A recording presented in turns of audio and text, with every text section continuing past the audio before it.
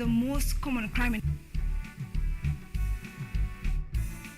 So here in Law Matters, a show that is informative, educative, and offers legal aid solution to what we face in our day-to-day life, seeks to interrogate the issue of crime by offering solution on what can be done on this particular matter. As they say, ignorance is not a defense in court of law, and our criminal justice system in Kenya, given that most crime cases are not reported. Remember that we are live on KUTV Kenya here at Kenyatta University School of Law in Parklands. You can send your opinion, your questions on this particular show at KUTV Kenya on Facebook, at KUTV_Kenya on Twitter, and KUTV Kenya Live on YouTube. My name is Irene Mwangi, but before we start the show, let me allow my guest to introduce himself before we get into the nitty-gritties of the issue of crime here in the country. Yeah, thank you very much, Irene. My name is Charles Mwalimu. I am an advocate of the High Court. I'm practicing in Nairobi. We have an office here in Westlands. Okay. I practice in the name and style of MCM Advocates LLP, and I'm the managing partner there. And I've practiced law for quite a while. I can't say that I'm expert, but I've been around for about 8 years, and I've majored mostly in constitutional law, human rights, and criminal law, and part of commercial and civil litigation. All right. Yes. You seem to have, many hats when it comes to the issue of crime of law here in the country. And given that today we're discussing the issue of crime, what can be your definition of what a crime is? Because crime is quite broad if you look into some of the offenses that have been reported and on what people have been, convicted on. What is crime? A crime, like every other person who has gone through law school will tell you, is that is an offense, it's an act or an omission that constitutes an offense that is punishable by law. There are things that you can do that do not amount to crime. Like, for example, morality. There's a difference between, there are things that are morally wrong, but they're not criminally wrong. Okay. So an act or an omission is a failure to do something that constitutes an offense punishable by law. That's amount to a crime. And our criminal justice system, for example, in Kenya, a crime must be defined by law. Okay. And we have the Penal Code. We have the Sexual Offences Act to deal with offenses of sexual nature. We have there's that act that deals with anti-corruption, the Economic Crimes Act. And basically, our criminal justice system is no longer pegged on the Penal Code. Okay. Now we have other statutes that now support offenses that are punishable, which give rise to crime. Yeah. Now, broadly, when we look into, I know you have interacted with criminal law on a day-to-day basis.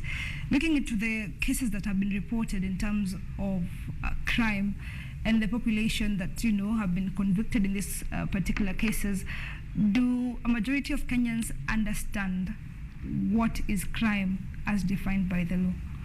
My experience in criminal law practice is that we have a category of people who are serving jail time or who are facing charges of criminal nature who do not understand whether what they did amounts to a crime or not.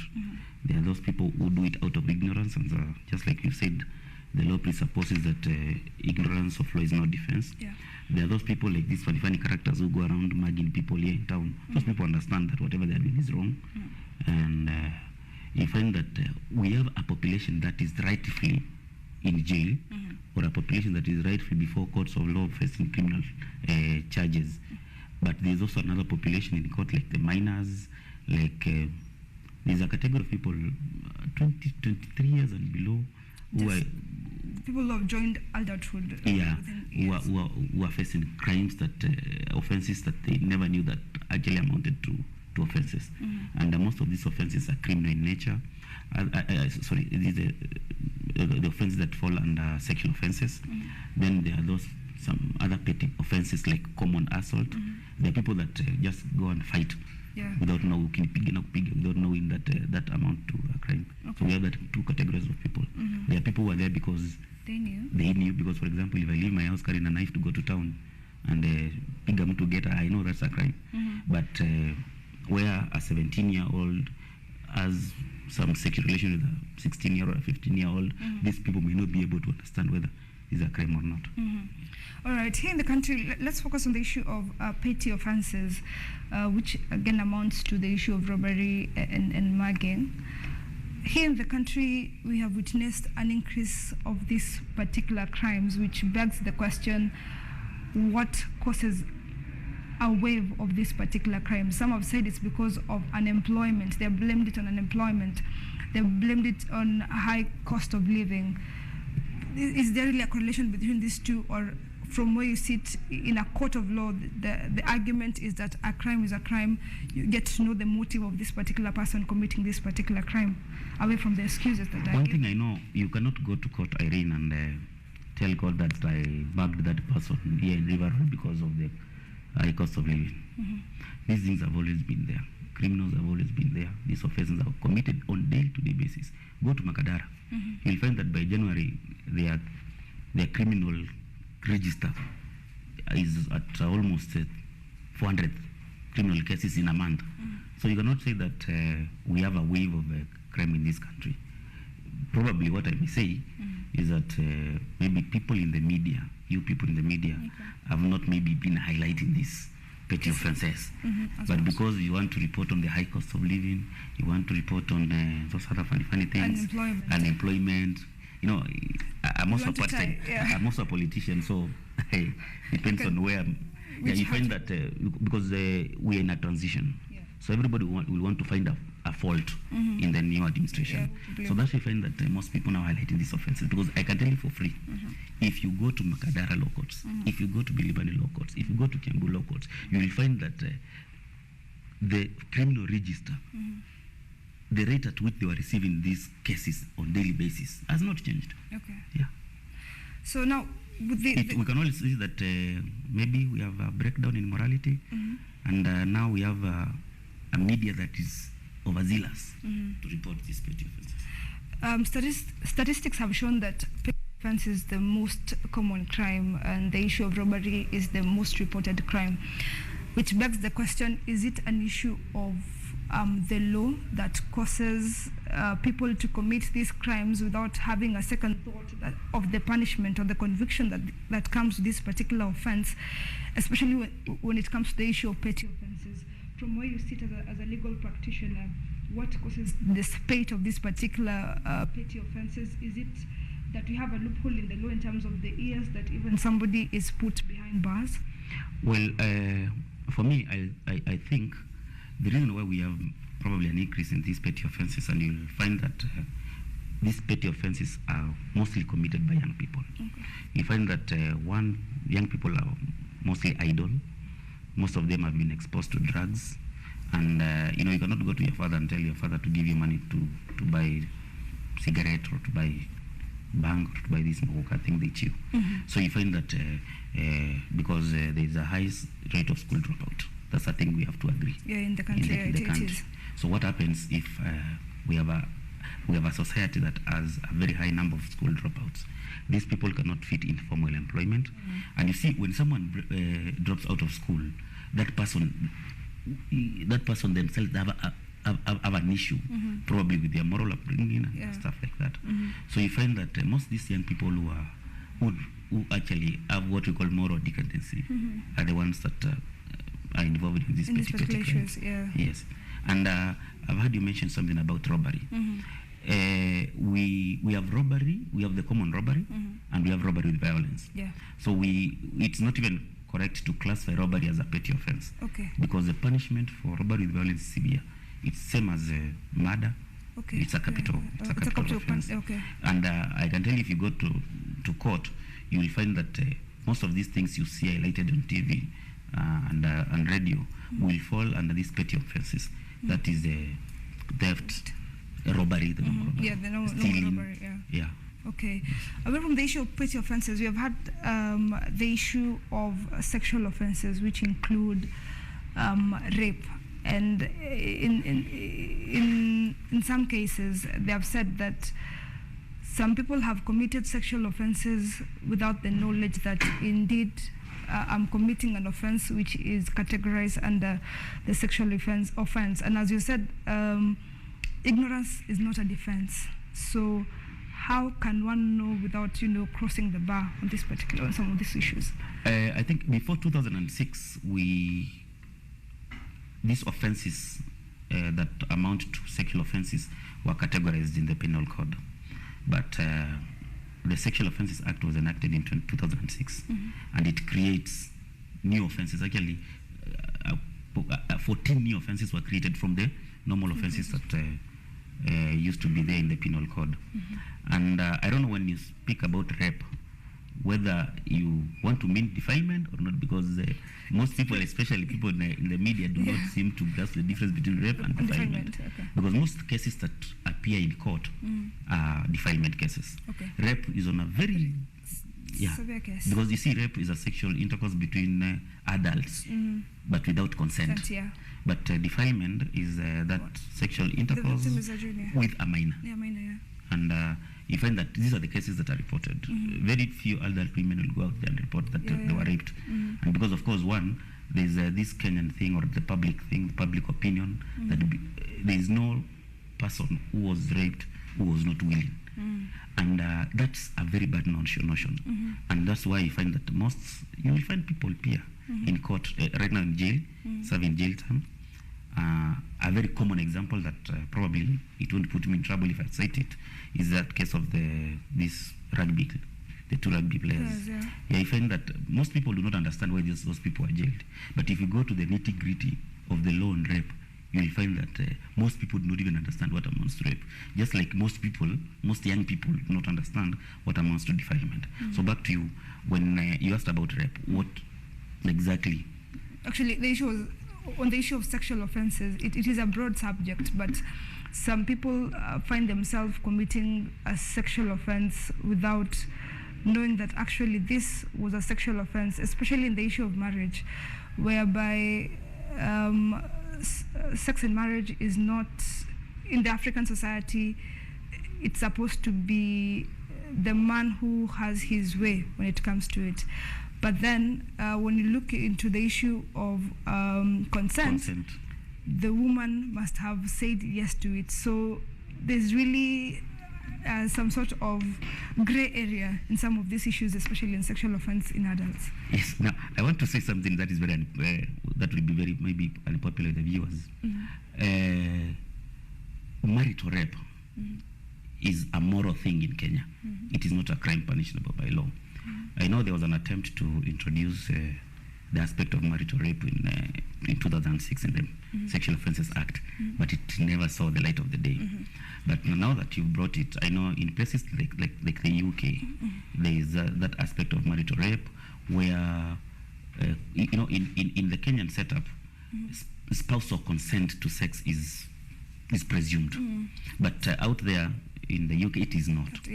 Consent must be obtained from your spouse. But in Kenya, unfortunately, ni kusikizana kama ataki, but if you force yourself, nobody will take you to court for that. All right. Yes, and I can assure you that nobody has been taken to court in this country for raping their wife. Because now it's the issue of law. There's no legal framework for that. That's why I was telling that there are some things that you can do where you feel like this is an offense, but the law does not recognize that as an offense.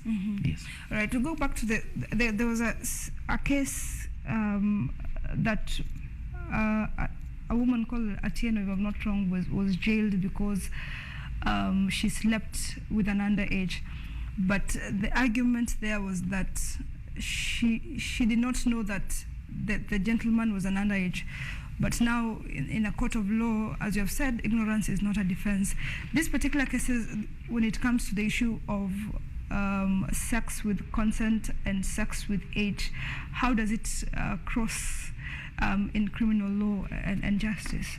The law presupposes that a minor has no capacity to consent. Someone that's below 18 years has no capacity to say yes to a sexual advance. And ignorance of law is different, should be viewed differently from, for example, in matters sexual offense, age is a big factor. Yeah, it's a big factor. And especially in defilement. So if I go back to that case, I think it was at it was either Kisumu or Homa Bay. Okay. Personally, from where I stand as a criminal lawyer, I still find that that lady had some good defense. Because if you look at Section 8.5 of the Sexual Offences Act, it places a defense where you have reasonable belief, or you had reasons to believe that this person was not a minor, this person was an adult, and you had taken reasonable steps to ascertain the age, that can get you off the hook. I don't know, I've not, I read the case on social media, so I'll not, and mainstream media, so I have not gone really deep into the arguments that were advanced by Atieno in a case both at the lower court and at the High Court of Appeal. But one thing I know personally, I've argued cases, and where I've used the defense under Section 8.5 to get my client off the hook. I know the first judge to throw spanner into the works was Justice Chitembo. That Mombasa case, I think. You people, human rights defenders, I think it was voted as the worst decision. Never been made in a court of law. But he brought out a conversation, and a discussion ensued, and it was the first real attempt to put into action or to actualize the provisions of Section 8.5 of the Sexual Offences Act. And I've used them. I've used that provision to get clients off the hook. There are not many, but you see, it's a very thin defense. It's a strict defense. You must prove, did you take action? But you see, if you have a good advocate who understands the nitty-gritties and dynamics of criminal law, it's very easy to apply that section. For example, if I walk here to K1, and schools are closing from tomorrow. I walk to K1, I find a young girl. These girls of nowadays, you can't tell whether she's there. You can't tell. She's at K1. There's a very huge banner here saying that you cannot admit people under 18. Or even outside that, you meet a lady drinking, their favorite drink should be guarana and snap. You have reason to believe that the snap itself were not for sale for people under 18. So there's that presumption that this person is drinking, so she's 18 already. She's 18 already. Yeah. So if you can successfully argue that and also prove that you made reasonable steps to ascertain, but you cannot be going out here asking letter ID. Yeah. And then at that time, it's really fun. So nobody cares about to even start. So that's why you say, as you rightly said, there are people who commit these offences not knowing that indeed I committed this with someone who fell outside the age bracket prescribed by law. Okay. All right, Advocate Mwalimu, I will leave it at that, but to take a short break. But once we get back, we'll get into the depth of that particular discussion when it comes to the issue of ignorance. All right, right now we are taking our first break, but we'll be right back looking into the nitty-gritties on the issue of offences and whether ignorance really can be an argument in a court of law. Stay with us.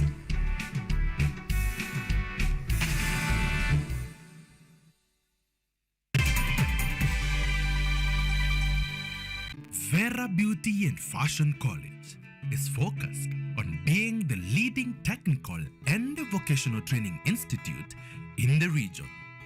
Our team possesses in-depth knowledge and extensive experience in the industry, offering thorough training in cosmetology, hairdressing, interior design, creative arts, training of trainers, nail technology, and fashion design. With branches in Nairobi, Thika, Meru, Eldoret, and now in Mombasa, our courses ensure that learners are completely equipped with knowledge, competency, and employability skills. Enroll today to be a part of a center of excellence.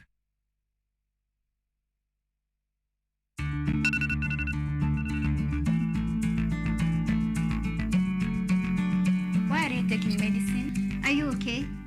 Yes, I am. The tablet is for HIV prevention. Pre-exposure prophylaxis, PrEP, refers to antiretroviral drugs taken daily by HIV-negative people who are at ongoing risk of HIV infection to reduce their chances of becoming infected. If used consistently, PrEP can reduce the risk of HIV infection by over 90%. However, because it does not protect against unplanned pregnancy, it should always be used with a family planning method. To get PrEP and any other HIV prevention method, visit a healthcare provider. To talk to someone on PrEP, uliza NASCOP at 0800 724 848 or use direct line 0726 460 000 or 1190. This message is brought to you by the National Syndemic Disease Control Council. Hi everyone, my name is Magdalene Wanjogo and I'm the Executive Director at Nairobits Trust.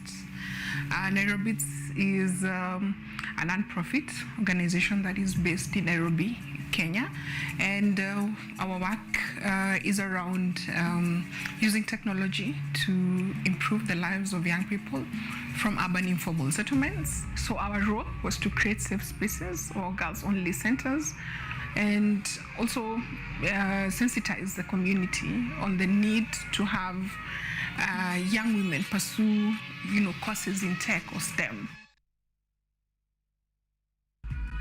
Why gospel? I chose gospel because I grew up in a family that always depend on God. In music, kuna prophets, kuna preachers, na kuna teachers of word. Na pia kuna wanakuja kufanya muziki, fame, kuna wanakuja kufanya muziki kwenye bamba. So it depends what is your purpose in gospel ministry.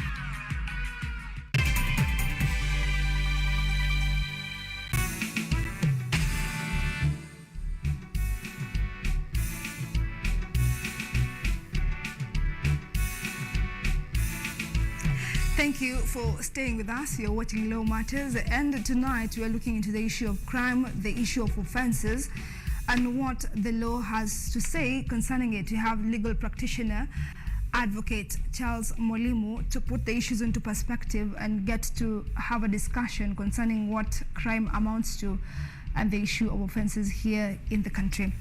Now, Advocate Mwalimu, we were talking about the issue of sexual offences, and before we went on break, we were having the discussion of the issue of sex when it comes to age and how it is not a defence that you cannot say that you did not know you are sleeping with a minor. Now, there are cases whereby you have committed an offence, say in 2017, and now the issue is coming to the fore in 2022. In the case of, say, you marry a minor in 2017, and now the case is reported in 2022 when the minor has already attained 18 years. In a court of law, can that issue be something that you can be convicted on or put behind bars on, given that, the offense that you committed has somewhat matured to be legal, quote unquote? Well, I think it's very rare to find a case that has been instituted for an offense that was committed when the victim was a minor. Because I think even the police will not be keen to investigate that.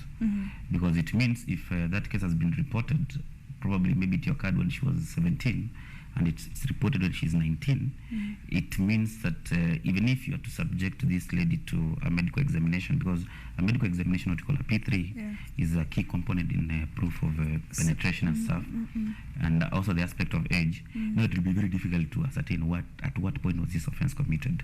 But in the event such a scenario is to come before court, this court will be decided on the basis of at the point that the offense was committed, not at the point when this person was arrested. So they will not consider that she's 19 already. You will have to go back to when she No, you see, the offense was committed when she was a minor. Yes. And that now forms the basis of the offense of defilement. Yeah. So does the court look into that particular case with the extension of it, given that, the person is already 18? In the case of the one that was ruled in Mombasa, whereby now the minor had attained 19 and she was comfortable with the husband then, but now there was a catch-22 situation whereby the court, said the person was guilty. I'll give you a scenario. This is a real life case that I handled at some point in my practice. An offense for defilement was committed when the lady was 17 years and 5 months. So that means she was about 7 years to 18.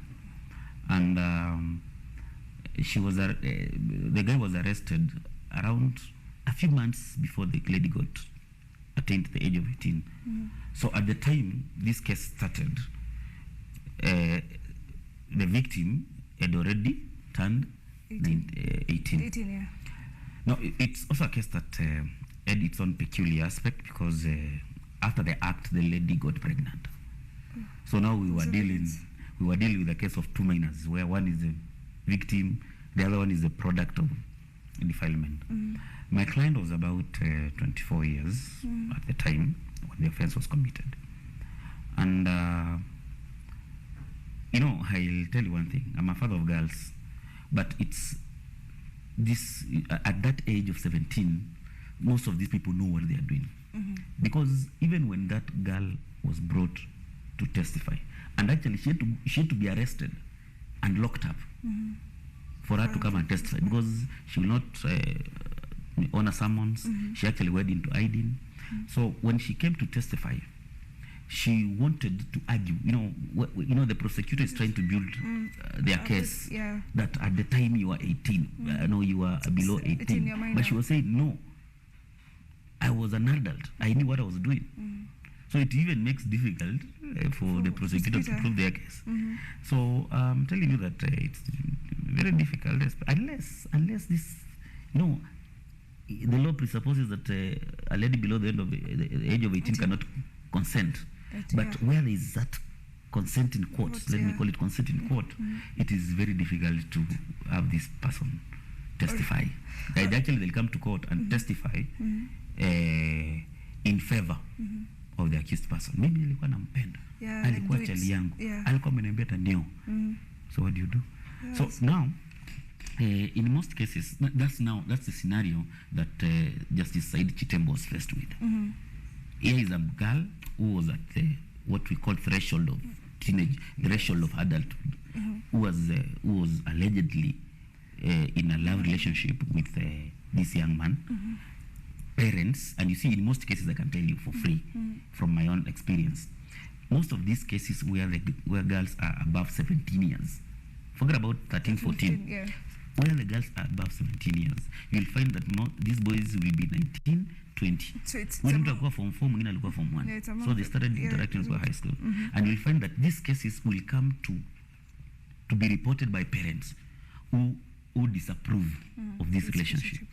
So, and at that age of 17, these young men and women are totally rebellious. They assume that they're almost adults. So yes. So now what did you expect the good judge to do? Here is a lady who says that I was comfortable. I'm actually the one who brought myself to that man. Will you jail that young man? No. You won't. The example that I was giving you of that case, this lady, they used to live in the same plot.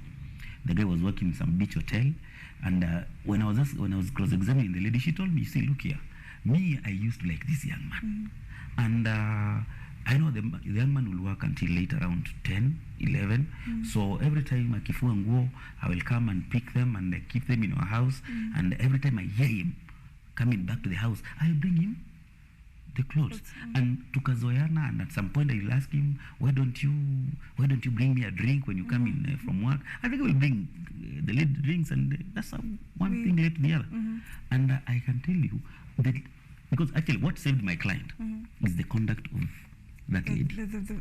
Because the day the lady turned 18 years old, the day, I was very keen on our evidence, our testimony, and also the witness statement, and also the report that was filed with the police.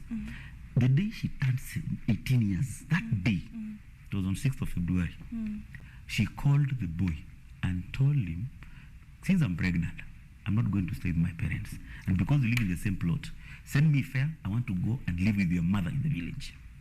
So now you expect that girl to come, now you expect the good magistrate to come and jail this young man? No, it will be really morally unfair. Which now raises the question, I know they say 18 is the consenting age, and in some countries they have lowered it to 16. As a country, do you think we should lower the consenting age in terms of sexual consent? I don't think we should lower the age of consent. But what I think we need to do is to relook at the Sexual Offences Act, and more specifically the punishment on how to treat these scenarios. Because you see, when you lower the age of consent, we are going to open the floodgates. My daughter will be 16 and she will tell me that I am free to have sex, which is not something that as an African man I'll accommodate. So what we need to do is to relook at the Sexual Offences Act, and more specifically on how to deal with these cases. And it's something that we are not highlighting. There is this, what we call Romeo and Juliet offences, where now both the victim and the accused person are minors. How do you treat that? I know there was a case the other day in Mombasa where a magistrate made a very good finding from where I stand. But you see, unfortunately, that's where it stops, because a magistrate court is not, it's not a court of record. His decision is not binding on any other person other than himself. I wish that our High Court can have that zeal. The problem that we have in the High Court is that we have very many conflicting decisions that are emanating. I know there are people who went to court and filed a constitutional petition to challenge the constitutionality of the rationale of you arrest a minor and leave out the other minor. And yet the law says both of them have no capacity to consent. And we have some conflicting decisions that have emanated from the High Court. Some judges have said we cannot punish both. These are people that are in need of care and protection. So the reason I'm saying that we need to look at the Sexual Offences Act, we need to say, one, are we exposing our minors to proper moral behaviors? Once we have a discussion on that basis, and I'm very happy that we now have a Children's Act, a new Children's Act, that actually I think more or less has tried to solve some of these issues. To solve some of these issues where these are minor, how do we treat them? And you see, now the new Children's Act places the obligation to the court to make a determination that these are people, these are young people, these are children who need care and protection. I handled a case somewhere, and I actually got personally involved because my client was 11 years old. No, we got to Form 1 at 12 years, 12, 13. 13, we got to Form 1 at 13 years. At 13 years. So my client was 13 years, and the girl was 9. And the magistrate convicted that young man. And you see, the only reason I saved that young man from going to prison, I told the magistrate, yes, now you've convicted him. But what does the law say about sentencing? You cannot send this boy to a prison. It's go to the juvenile. They go to the juvenile system. You have to go to the juvenile system. You have to the juvenile courts, the Boston institutions, and we have very few Boston institutions. And actually, one thing you don't know is that you need to apply for you to go there. The children's officer, the probation, and the children's officer must make an application so that they see where to place you. So and that's what happened. My client did not go to jail, but he ended up in a Boston institution for 3 years. And the moment you turn 18, they release you. But I have not read the case, but I hear there's a judge who, the accused person was a minor, was about 16 at the time he committed the offense. He jailed him for 3 years in the Boston institution, and made an order that the moment he turns 18 he should be transferred to, which to me I don't think was a right decision. But you know, it's a court of law, and some ruling really binding to So basically, this issue of Romeo and Juliet, we need to look at it. Now, we should not maybe place reliance so much on what Chitembo said, because mostly I will personally not encourage 24 years old boys or 23 years or 20 years olds to go running after minors. It's really immoral, so to speak. Now, away from the issue of sexual offences, because we have quite touched on it, the issue of petty offences, and what sometimes comes out is the issue of, for example, me having this phone, and I am murdered, and somebody takes this phone and sells this to you, but in the process of police tracking my phone, they find it with you, but you bought it in the street, and now you find yourself in a quagmire of a murder syndicate. what does the law say concerning that particular issue in terms of petty offences? There's a doctrine in law called the doctrine of recent possession. Recent possession. Like if this offence was committed in 2021, a time like this, that's November last year, and from the date it was committed, who was found in recent possession of that item. It's not necessarily a phone, but a phone is a good example because most people actually have found themselves in trouble because of this. There was a case that was highlighted by one of the media stations about a guy who is serving very many years in jail because he bought a phone from a street vendor. So you find that the law will look at the point the offense was committed. One, what is the nature of the item? The nature of the item? That you are found with. Okay. Is it an item that, there are those items that we call fast-going items, items that change possession quickly. Quickly. For example, if I buy this phone from a street vendor, and because one, I know it was from a stolen fellow, I sell it quickly. Like now, phones move very fast. Very fast. Yeah. So if I'm arrested like a year after the offense was committed, and then in the course of investigation you find that I prove that it was sold to me by so and so, then automatically now I'm covered by that doctrine. I was not the person who was holding who had recent the possession. first contact, who came the first contact to that item. Okay. So what actually saves people, and you see the problem with now, these are Kenyans, and I'm actually, viewers take note, do not allow yourself, do not represent yourself. We have 22,000 lawyers in this town. But you see now the legal fee is something that scares Kenyans. No, sometimes we do a lot of pro bono cases. Like for example, you use your SIM, then you say, this is a simple case. After all, maybe you use your SIM. Okay. But you see, you do not, when you go to court, you don't understand that doctrine.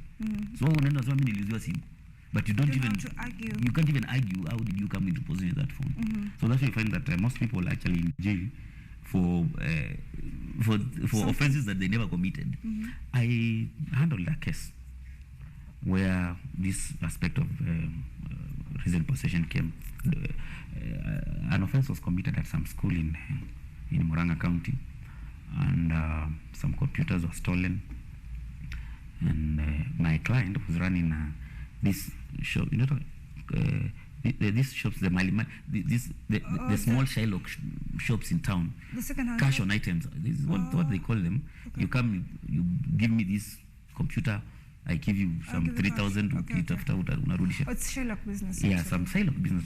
So my client was running such a business, and he was doing electronics. So I will buy used electronics to sell, and sometimes if you have an item that you want to give him for cash, he'll receive. So now a certain doctor came to his shop and bought some what do we call it? Some CPU. But now, my client only received a CPU without the monitor. It is some cable, some charger. Okay. So now when this doctor bought this thing, he posted a thing on social media that I'm looking for a cable of this type. And someone asked him to hand it over. They look at the serial number. So kumbe, this matter had already been reported at a police station, and the serial numbers were recorded. So the doctor was arrested. And he said, no, hey, maybe I bought this from a Shylock business. So they came to my client's shop and arrested him. So when we went to court, we argued, and actually the court agreed with us, that what was the nature of business that my client was carrying? It was a business of buying second-hand electronics, used electronics. So in the course of his business, he could interact with a lot of these things. Yeah. So he will not know whether this thing was stolen or not. And so because the prosecution could not place him at the scene, he was acquitted, and that was a robbery with violence case. Okay. So you find that sometimes if you represent yourself, you don't know about these things, and you'll end up in court, in jail, for no reason. Okay. Now, finally, on the issue of offences, what is the difference between murder and manslaughter? Because there's a thin line. It seems to be a thin line between the two offences, or somewhat they're tied together. I don't know. Murder is where you kill someone, or you take someone's life with an intention. You had formed we had a predetermined mind. And manslaughter is where there was no intention. There was no mens rea. What in law we call mens rea. You did not have intention to commit this offense. For example, if you go out on a drinking spree, then you start fighting, and this fellow dies. You know, it will be very difficult to say that to say this was murder, because this fellow was not, he did not have intention to kill this person. Secondly, in our criminal law classes, we were taught that sometimes to prove mens rea, that intention, you also need to look at the if I stab you on the feet, and you die, it means I did not have the intention to kill you, because if I had the intention to kill you, I would have stabbed you in the neck, or here, or here. So even in the way you commit the acts. How you commit it tells whether you had intention or not. But I'm not telling this for criminals to now devise ways of killing people. But it's a thing we were taught in school. So the major difference is that, did you have the intention to kill? And a perfect example, because I told you that I give you perfect examples, is a case that I handled, where it's on a pro bono basis. These cases that the High Court always throws at us for free. My client was a young man.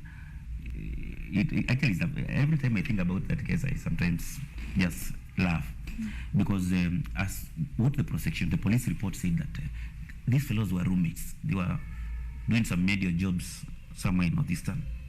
So they were roommates. They woke up together in the morning, went to the local canteen. They took chai and mandazi together. Then from there they went to a local joint where they used to drink this local brew. They spent the entire day drinking local brew. At lunch hour they went together for lunch. Then at around and went back to the working area. No, that day they were not working. They went back to where they were drinking. Then they started smoking weed. Then after that, around 4 p.m. they decided to go home. Then all of a sudden they were walking at the middle of the shopping center. Now the victim, now the deceased, crossed my client's path and drew this line. You know this, the boyish thing. The boys will understand this. You draw a line, ama you spit on the floor and tell them, kama wewe ni mwanaume, vuka mstari ama mwaga hii mate tupie mchanga. So that young man, the deceased, drew a line and told my client, kama wewe ni mwanaume, cross that line. So my client crossed the line, and when he crossed the line, that young man threw alikamtupia ngumi, but my client ducked and threw a punch. Alimgonga hapa, and the guy died instantly.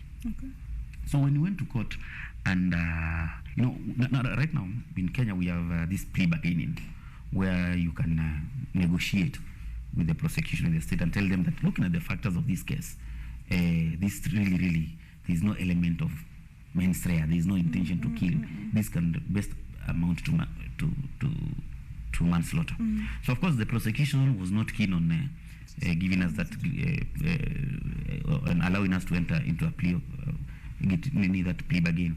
But when the first, second, third to the fourth witness testified, the judge put down his pen and said, this matter ought to go for plea bargain, because nobody is disputing that this boy was killed. But looking at the evidence that has been brought before, really there was no intention. Okay. Yeah. So now that's the difference. So the boy was given some few years, around 7 years. She'll be out in about for another 4 years. Well, an interesting case there. Yeah. All right. On that note, we are taking a break, but we'll be right back looking at the issue of the criminal justice system and some of these offences. What are the loopholes in the law in the issue of crime that make some of these issues to be on the increase? Stay with us. We'll be back in a moment.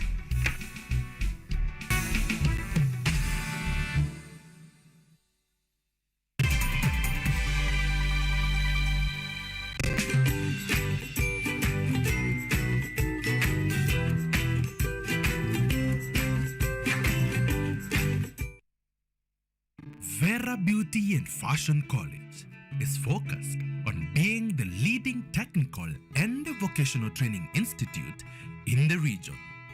Our team possesses in-depth knowledge and extensive experience in the industry, offering thorough training in cosmetology, hairdressing, interior design, creative arts, training of trainers, nail technology, and fashion design. With branches in Nairobi, Thika, Meru, Eldoret, and now in Mombasa, our courses ensure that learners are completely equipped with knowledge, competency, and employability skills. Enroll today to be a part of a center of excellence. Hi everyone, my name is Magdalene Wanjogo and I'm the Executive Director at Nairobits Trust. Nairobits is a non-profit organization that is based in Nairobi, Kenya, and our work is around using technology to improve the lives of young people from urban informal settlements. So our role was to create safe spaces or girls-only centers and also sensitize the community on the need to have young women pursue, courses in tech or STEM.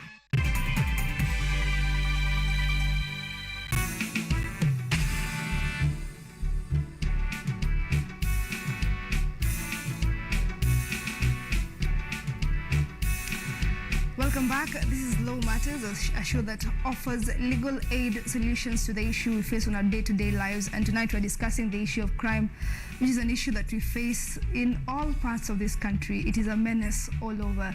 And in that part of our discussion, we're looking into the issue of our criminal justice system and what the law has to say when one commits a crime. We're having the legal practitioner, Charles Mwalimu, giving us a perspective concerning that. Advocate Mwalimu, now, on the issue of crime, how does a criminal get away with a crime? Because there have been issues of people saying that, okay, we have the law, we have a criminal justice system, but somewhat, some way, we get criminals getting away with some of these heinous crimes. How does that happen? For one to be labeled a criminal, they must have been convicted. And our criminal justice system is adversarial in nature. We have that aspect of presumption of innocence. The law presumes that you are innocent until proven guilty. Mm-hmm. And now the standard of proof in criminal cases is what we call the burden of proof, is beyond reasonable doubt. Mm-hmm. So the prosecution must prove that indeed there are no doubts that this person committed this offense. Mm. So that's why actually if you watch Vionja Mahakamani, because this where people get to interact with court much in a comical way. Yeah. There are three ways of what we call kuna jinsi tatu za kujitetea. In criminal law, I can choose to go to court and keep quiet, remain silent, because the law places a burden, a huge burden, if I may say, to the prosecution to prove that their case beyond reasonable doubt. So they can bring all the witnesses, they can say what I want to say, but if it raises doubts, the court will not convict. So a person may be a court may find that so-and-so has a case to answer. And now they'll give him now the three ways of putting up a defense. And one of the ways is that you can remain silent. Yeah. You can choose not to say anything. So if you remain silent, that doesn't mean that you're guilty. Because the law does not place a burden on the accused person to prove their innocence. It doesn't.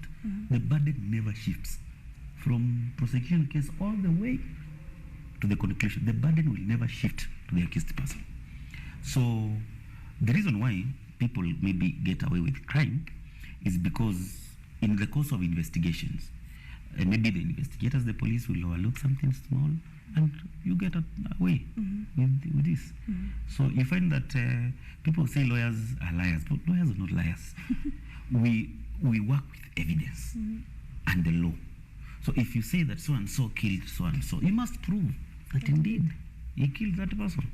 If you say that so-and-so stole this item, you must prove that indeed this person stole that item, and that proof must be beyond reproach. So the duty, what I, as a lawyer representing an accused person, that I need to do is to only to poke holes And I can tell you one strategy that I use in when defending criminals or people accused of committing crimes is that I always put myself in the shoes of the of the perpetrator of the crime. I first of all subject that I make my, once a client walks into my office and gives me instructions to defend them, I first of all play the role of a prosecutor to try and understand the case. Then now I don't even form a defense. Most of my defenses I form them after the third witness. After the third witness has testified. Okay. So that now you'll be able, as you are cross-examining, you'll be able now to be pointing out. For example, if I'm doing that a sexual offense case where my client has told me, or my client has told me the circumstance, then I tell you now the defense that we are going to use is section 8.5. Like for example, that case I was telling you about. One, there was no dispute that my client slept with that girl because one, they had a child. There was a pregnancy. So when the prosecution made an application to subject the kid and my client to a DNA test, I asked him, and don't lie to me, do you doubt paternity? He told me, boss, I don't doubt this paternity. I told him, now we are not going to deny that you are the father. So he asked me, but if you don't deny that I'm the father, does it mean it means that I'm admitting that I slept with this girl? I told him, yes, you slept with the girl, but the law affords you a defense under section 8.5. So now from our first witness to the last one, what tulikuwa tunauliza maswali tukipeleka side ya section 8.5. Did you know that this person had a reason to believe? Now the police officer who investigated the case, did you establish all these things? And at the end of the day, we won because we raised doubts as to the conduct of the victim at that time. So it is beyond reasonable doubt. So if you raise doubts, that's enough to kill a case. Just raise small doubt, that's enough. You've said that the burden of proof now, belongs to the prosecution, and it's upon them to really bring up a solid case. But looking into our law, do we have loopholes that make it easy for criminals to get away with it? I know the work of the lawyer is to present the case of the client, but from where you sit as a prosecutor and as an advocate, do we have loopholes in the only way you can convict someone easily is that if you don't afford them, one, an opportunity to defend themselves, an opportunity to be heard, and you don't avail to them the evidence that you intend to use against them in advance. So kitambo, you will be taken to court and not be given witness statements. But now, no court will allow a criminal trial to kick off until the accused person has been given all the witness statements and all the exhibits and all the expert reports. And you see, there's a case that we used to read in school. It was the Republic versus Tol Modley. I don't know whether that's this is the current years. Yes. Now they were arguing the law does not allow, for example, for us, if I'm acting for the accused person, the law does not place a burden, it does not place a responsibility on us to give the prosecutor the evidence that we intend to use to defend ourselves. But for them, they must give us. This is founded on Article 50 of the Constitution and the doctrine of presumption of innocence. And either way, when you the Evidence Act states that he who alleges must prove. If you allege that I've stolen your phone, you must prove that, one, I stole your phone, two, this is your phone, three, this phone was not sold to me by someone else. So it's not my business to start bringing you receipts that I bought this lady. Bring your evidence, me, I'll take your evidence, but I'll not give you that evidence. You will see it for the first time in court when I'm branching the receipt. This is a receipt. I bought it, this, blah, blah, stuff like that. So I won't say it's our criminal, it's our laws that create a loophole. It is the criminal legal justice in general, because of presumption of innocence. In criminal law, once you are found guilty, you serve a jail term. And the law says that, remember freedom. Your freedom cannot be curtailed. So where you are taking away someone's freedom, the law has to place obstacles. Come and see what on the poor jailer when he says, you just make an allegation and you go to jail. By the time we prove that you're innocent, Time has passed. You've Time has already passed. served a sentence. All right, now because of time, I want you in 2 minutes to tell me what are the factors that are impeding the issue of access to justice in our criminal justice system. What is the issue impeding this? Because in one way or another, it causes a ripple effect into the increase of crime here in the country. Access to justice and in relation to the aggrieved party and also the perpetrators. We have the pro bono system whereby lawyers are paid some small amount, 30,000 to represent, to maybe do a murder case. But you find that most lawyers are not willing to take up these pro bono cases. And therefore you find that most poor people who've committed these capital offenses do not have access to representation. Yeah. But in the aspect of access to justice, I think our judiciary has done a lot because we have courts like in almost every sub-county, not all sub-counties, but I know the judiciary has a plan to ensure that every sub-county has a magistrate's court and every county has a high court. So in the aspect of access to justice, I think the judiciary has done quite tremendously well. Yes. All right. What the challenge they're having is access to legal representation, not access to justice. Yeah. Access to justice, there is the issue of legal representation. Yeah, legal representation, judiciary should start paying advocates to give these pro bono cases. All right. Yes. Thank you so much, Advocate Charles Mwalimu, of course, for that particular perspective on the issue of crime. It is a broad subject that, of course, cannot be interrogated in a single discussion, but as we go, we'll be able to broaden this particular discussion. Thank you so much. Okay, gotcha.